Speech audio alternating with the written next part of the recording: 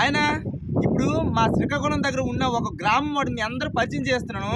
ప్రతి ఒక్కరు ఆ గ్రామం కోసం తెలుసుకోవాలన్నా, పిల్లలు పెద్దలు ముసలోళ్ళు ముతకలు ప్రతి ఒక్కరు ఆ గ్రామం కోసం తెలుసుకోవాలన్నా.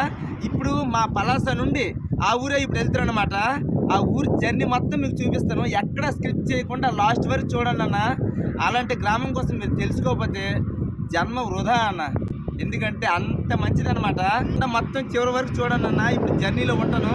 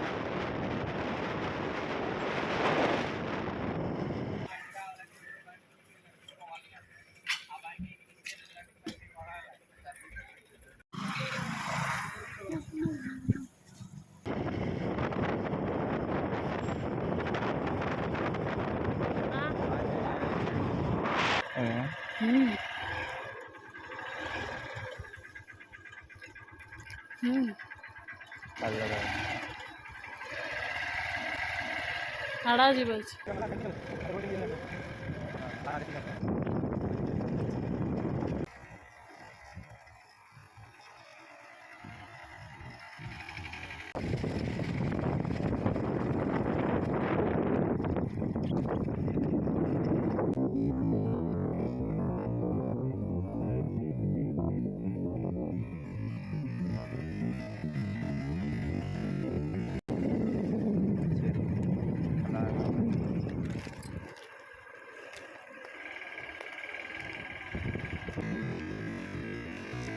అమ్మయ్యా, ఇదిగోనా మనం అనుకున్న ప్లేస్కి వచ్చేసాము.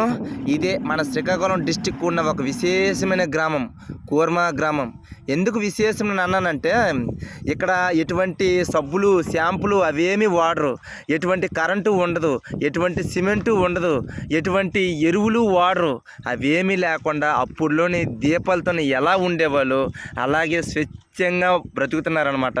నిజంగా ఇలాంటి ఊరు కోసం అందరూ దర్శించుకోవాలని అంటే ప్రతి ఒక్కరు పిల్లలు, పెద్దలు, ముసలోళ్ళు, ముతకలు ప్రతి ఒక్కరు ఈ ఊరికి రావాలి అంటే ఈ నెల 26న శ్రీ కృష్ణాష్టమి రోజున మంచి పండగలా చేస్తారన్నమాట. ఈ ఊరు కోసం మీరు అందరు రావాలంటే శ్రీకాకుళం డిస్టిక్ నుండి 50 కిలోమీటర్లు, పలాస నుండి ఒక 50 కిలోమీటర్లు, మీరు ఎలాగ రావాలనుకున్నా సరే శ్రీ ముఖలింగం స్వామి టెంపుల్ దాటి రావాలన్నమాట. ఇంకంతేకాకుండా ఆ ముఖలింగం స్వామి టెంపుల్ కూడా దర్శించుకోండి అన్న. అది కూడా పురాతనమైన టెంపుల్ అనమాట. ఇంకంతేకాకుండా ఈ కూర్మ గ్రామం ఊరు కోసం కూడా మీకు క్లియర్గా నాకు తెలిసింది చెప్తాను. చూడండి అన్న, చూడండి అన్న, ఇంతటి పచ్చని పర్యావరణంలో ఆ ఇల్లు కూడా ఎంత బాగా కడుతున్నారో చూడండి అన్న. ఎటువంటి ఈ సిమెంట్ లేకుండా ఓన్లీ మట్టితోనే కడుతున్నారన్న. ఎంత బాగా కడుతున్నారో మీకు క్లియర్గా చూపిస్తాను. ఇక్కడ పెంకిళ్ళు కూడా ఎక్కడ పడితే అక్కడ వేస్తున్నారు చూడండి. ఈ పెంకుల వల్ల వచ్చే లాభాలు ఏంటంటే ఎలాంటి ఎండ వచ్చినా కూడా మన ఇల్లు చాలా కూలింగ్గా ఉంటాయి అన్నమాట. అలా ఉంటుందన్నమాట ఈ పెంకిళ్ళ వల్ల వచ్చే లాభము. ఇంకంతేకాకుండా లోపలికి అన్ని క్లియర్గా చూపిస్తాను. ఎలా కడుతున్నారో అనేది కూడా మీకు క్లియర్గా చూపిస్తాను. చూడండి ఇల్లు ఎంత బాగా కడుతున్నారు చూడండి. చూడడానికి కూడా చాలా అందంగా ఉంటుందన్నమాట. ఎక్కడ గచ్చు లేకుండా కేవలం మట్టితోనే కట్టున్నారు చూడండి అన్న. మట్టితోనే కడుతున్నారు మేస్త్రీలు. ఎంత బాగా కడుతున్నారు చూడండి. ఎక్కడ సిమెంట్ అనేదే లేదు. నాకైతే చాలా ఆశ్చర్యం అనిపించింది అన్న. ఎక్సలెంట్ కదా. అన్ని పేడతోనే అలుకున్నారు. మొత్తం రూమ్ అంతా పేడతో ఎందుకు అలుకుతున్నారంటే పురుగు పోట్లు రాకుండా చేస్తాయి అనమాట. చూసారా, ఇంతరవ్వ కొంచెం తెలివితేటలు ఉంటేనే ఆహా నా అంతటి తెలివైన వాళ్ళు లేరు అని అనుకుంటాం. నిజానికి చెప్పాలంటే పురాతన కాలంలో ఉండే మనుషుల దగ్గర మనం దేనికి పనికిరామన్న. ఎందుకంటే ప్రతి ఒక్క మాటల్లోనే ఒక అర్థాలు ఉంటాయి అన్నమాట.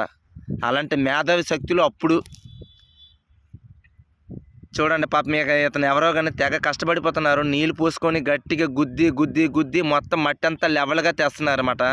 ప్రతి ఒక్క కార్మికుడికి మనకు విలువ ఇవ్వాలన్న. ఎందుకంటే ప్రతి ఒక్క ఇంట్లోని ఒక కార్మికుడు కష్టం ఉండే ఉంటుంది. ఇంకంతేకాకుండా ఇక్కడ నీళ్ళు కూడా చూడండి. ఒక 6-7 అడుగుల్లోనే నీళ్ళు పడిపోతున్నాయి. అదే కానీ మన సైడు వస్తే మాత్రం 100 అడుగులు, 200, 300, 500, 600 అడుగులు తవ్వినా కూడా ఒక్కొక్క నీళ్ళు పడిన దీని మీద ఎన్నో దగ్గరలు ఉన్నాయి. ఇక్కడ చూడండి ఎంత పైకి నీళ్ళు ఉన్నాయో చూడండి. ఈ నీళ్ళు కూడా తాగితే నాకైతే మాత్రం ఆది సినిమాలో ఎన్టీఆర్లా తెగ ఫీల్ అయిపోయాను. అంత తీగా ఉన్నాయి అన్నమాట. చాలా అంటే చాలా బాగున్నాయి అన్నమాట.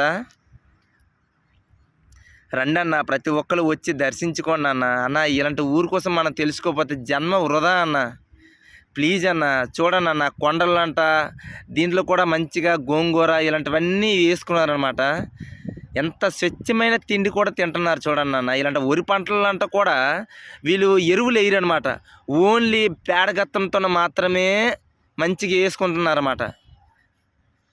ఎటువంటి గుండ పిండి అవి ఏమీ లేకుండా పేడగత్తంతోనే వేసుకొని మంచి వ్యవసాయాన్ని మాత్రం మంచి బలంగా చేసుకుంటున్నారు అన్నమాట. అలాంటి తిళ్ళు తింటే మరి ఆరోగ్యం కాక మరి ఇంకేముంటాయి చెప్పండి. ఎంతటి ఆరోగ్యం సంపాదించుకుంటున్నారు వాళ్ళు. ఇలాగే ప్రతి ఒక్క ఊరు మారిపోతే ఎంత బాగుంటుందో నన్ను అనిపిస్తుంది అన్న. కానీ అది కష్టం అనుకో. ఏం చేస్తాం, కాలం మారుతున్న కొలత మనం మారిపోతున్నాం. కానీ ఆ ఒక్క ఊరు మాత్రం ఒకేలాగా జీవిస్తున్నారనమాట. నిజంగా గ్రేట్ కదా. రండి అన్న, ఇక్కడ ఏదో యంత్రం కనిపిస్తుంది అన్న. కానీ ఈ యంత్రం ఏదో నాకైతే తెలియదన్న.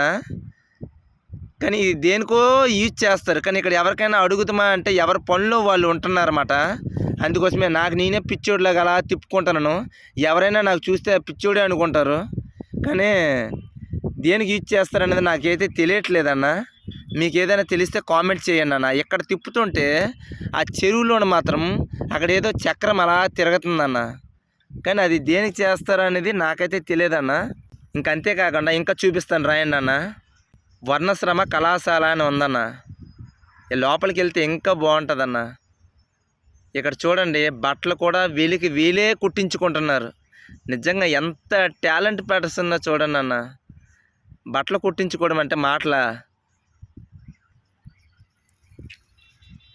నిజంగా అద్భుతం కదా. ఇంకా లోపలికి వెళ్తే ఎంత అందంగా ఉందో చూడు.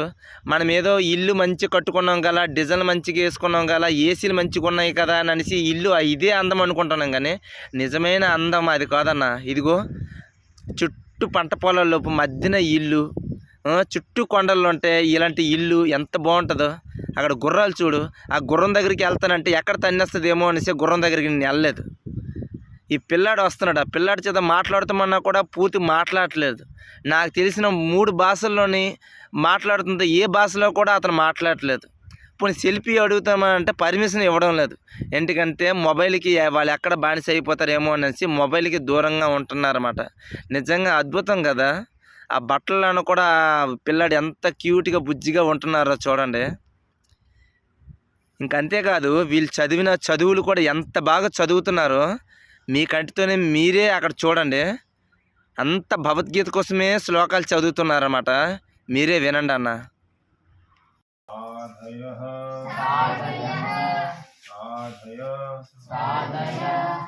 ఆత్మానం యది ఇచ్ఛసి నృపాసనం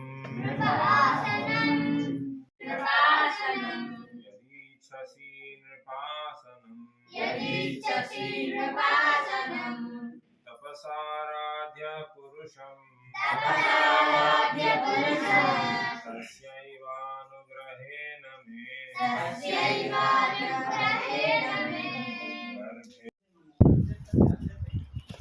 ఇదిగో ఇక్కడున్న మహానుభావుడు వల్లేనట లాస్ట్కి రండి ఈ కల్చర్ మొత్తం మొదలుపెట్టింది. నిజంగా అతని కాళ్ళకి నమస్కారం మొక్కాల. ఈ పిల్లాడు చూడండి, క్లాస్ అంతా అయిపోయిన తర్వాత సాప ఎంత చక్కగా మడతెట్టేస్తున్నాడు. చదువు, సంస్కారం, జ్ఞానం, బుద్ధి అంతా నేర్పించేలా చేస్తున్నారు. నిజంగా అద్భుతం కదా. అందుకోసమే ఇలాంటి ఊరి కోసం ప్రతి ఒక్కరు తెలియడం కోసమే ఈ మహానుభావుడికి అడుగుతున్నాను. అతని నోటంటే చెప్తారు, ప్రతి ఒక్కరు వినండి. ఓకేనా? మరి ఇప్పి చూడటమే లేదు, ఈ ఊరి కోసమే అనమాట. అంటే కరెంట్ లేని ఊరంట, తర్వాత ఎరువులు లేని పంటలంట. చూస్తుంటే నాకే చాలా హ్యాపీ అనిపిస్తుంది అనమాట. శ్రీకాకుళం డిస్ట్రిక్ట్ లోపు ఈ ఊరి కోసం వింటుంటే శ్రీకాకుళం డిస్ట్రిక్ట్ మంచి పేరు వచ్చింది అనమాట. అలాంటిది ఎలా సాధ్యం అనేది నాకే తెలియట్లేదు. అలాగా అది దానికోసమే అందుకని వెతికెతికి మరీ వచ్చానమాట. ఇది ప్రతి ఒక్కరికి తెలియ చెప్పాలి. ఎందుకంటే ఇలాంటి ఊరి కోసం ప్రతి ఒక్కరికి ఇలాగా పాటిస్తే మాత్రం చాలా అంటే చాలా బాగుంటుంది అనమాట. ఇంత భక్తిలో కానీ, ఫుడ్లో కానీ, మనసు ప్రశాంతంలో కానీ అన్నింటిలో బాగానే ఉంది. ఒక్కసారి మీ నోటంతా ప్రతి ఒక్కరికి చెప్తే ఇంకా బాగుంటుందని మనస్ఫూర్తిగా ఆశిస్తున్నాను. ఒకసారి చెప్పండి. అయితే ఇక్కడ కూర్మ గ్రామంలో మీరు చూడొచ్చు జీవిత విధానం ఏదైతే ఉందో అది మనకి కృష్ణుడు భగవంతుడు స్వయంగా ఇచ్చిన జీవిత విధానం ఇది. కృష్ణుడు రాముడు ఇచ్చిన జీవిత విధానం ఇది.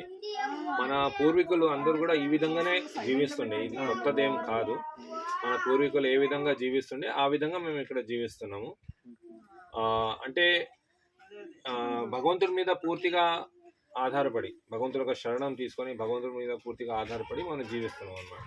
ఇప్పుడు మీరు వ్యవసాయంలో ఎరువులు అవన్నీ వేస్తారు, అవన్నీ అంటే ఎలా అంటే భగవంతుడి మీద ఆధారపడట్లేదు అన్నమాట. అంటే ఎలాగంటే ప్రకృతి నుండి వచ్చింది ఏదా ఇది వస్తుందో దాన్నే మీరు ఆమోదిస్తున్నారు తప్ప భగవంతుడు మనకి ఏదైతే ఇస్తున్నాడో దాన్నే ఉపయోగించి మనం పండిస్తున్నాం అన్నమాట.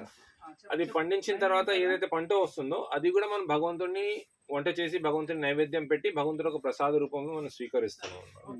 సో ఇక్కడ జరిగే ప్రతి ఒక్క పని కూడా, ప్రతి ఒక్క కార్యం అది భగవంతుడి సేవ అన్నమాట. ఇక్కడ సో మీరు చేసిన వ్యవసాయము ఏదైనా సరే, ఇక్కడ బట్టలు నేయడం అవన్నీ కూడా భగవంతుడి సేవనే అన్నమాట ఇక్కడ.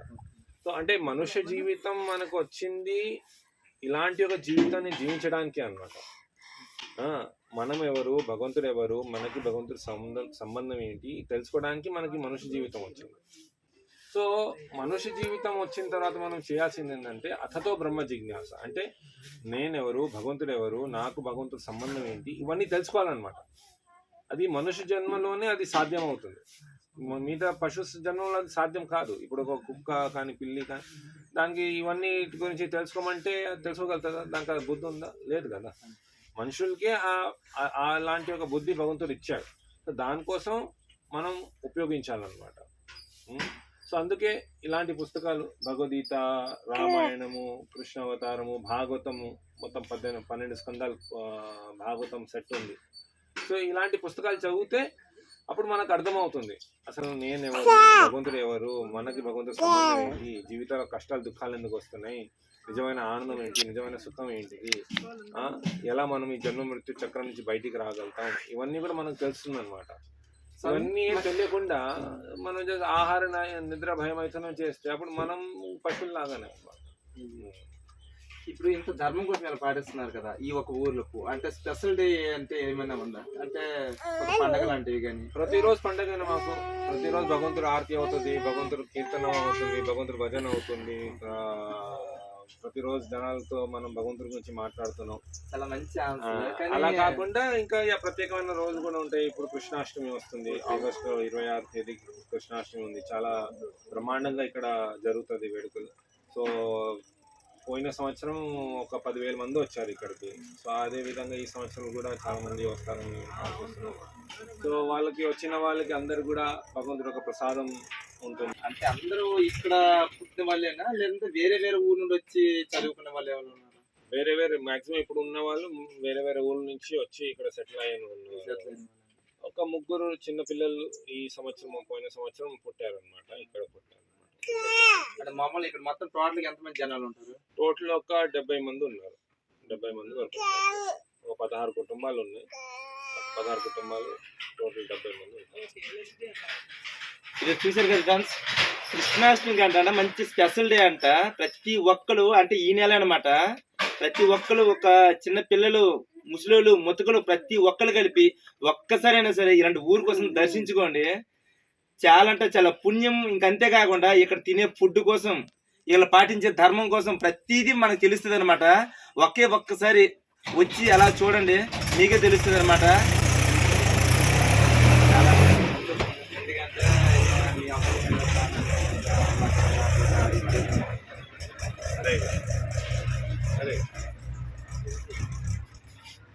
ప్లీజ్ ఈ వీడియో మీకు నచ్చినట్లయితే please like, comment, share, subscribe చేయండి అన్న, ప్లీజ్ అన్న.